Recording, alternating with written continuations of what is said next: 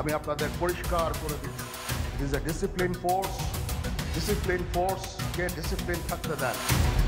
বাংলাদেশ সেনাবাহিনী সম্পর্কে নানা ধরনের কটূক্তি প্রসঙ্গে সেনাবাহিনী প্রধান জেনারেল ওয়াকারুজ্জামান বলেছেন, এসব গালিগালাজ শুনে অখুশি হওয়ার কিছু নেই।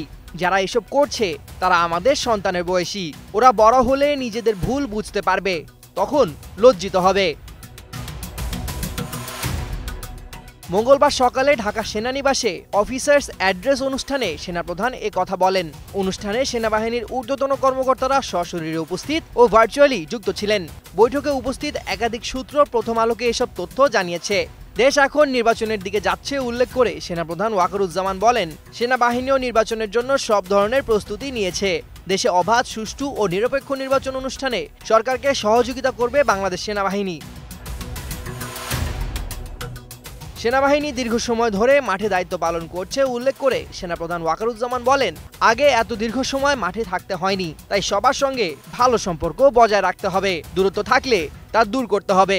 সেনাপ্রধান বলেন, সেনাবাহিনী একটি পেশাদার সংগঠন, মাঠে দায়িত্ব পালনে সেই পেশাদারিত্ব দেখাতে হবে, প্রতিশোধমূলক কাজে নিজেদের জড়ানো যাবে না। একজন সেনা সদস্যের বিরুদ্ধে রাজনৈতিক দলের সঙ্গে সংশ্লিষ্ট থাকার অভিযোগ নিয়ে অনুসন্ধান করা হচ্ছে বলেও জানান তিনি। সেনাপ্রধান বলেন, সেই অভিযোগ প্রমাণিত হলে তার বিরুদ্ধে ব্যবস্থা নেওয়া হবে। সেনাবাহিনীর কোনো সদস্য রাজনৈতিক কর্মকাণ্ডে জড়াতে পারবে না।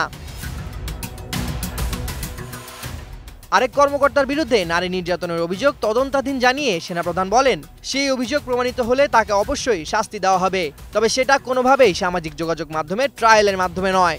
একজন সেনা কর্মকর্তাকে গড়ে তুলতে রাষ্ট্রের বিপুল অর্থ ব্যয় হয় উল্লেখ করে সেনাপ্রধান ওয়াকারুজ্জামান বলেন, কেউ যাতে অপরাধে জড়াতে না পারেন সেদিকে আগেভাগেই খেয়াল রাখতে হবে। অপরাধে জড়িয়ে পড়ার পর তাকে বাড়ি পাঠিয়ে দিলে সেটা রাষ্ট্রের অর্থ ব্যয় ছাড়া আর কিছু হয় না। সামাজিক যোগাযোগ মাধ্যমে ভুয়া তথ্য ছড়ানো প্রসঙ্গে সেনাপ্রধান বলেন, সেনাবাহিনীর বিরুদ্ধে ছড়ানো এইসব বার্তা দেখে বিভ্রান্ত হবেন না, সবসময় সতর্ক থাকবেন যাতে কেউ বিভ্রান্তিকর তথ্য ছড়াতে না পারে। Desk report, 21 television.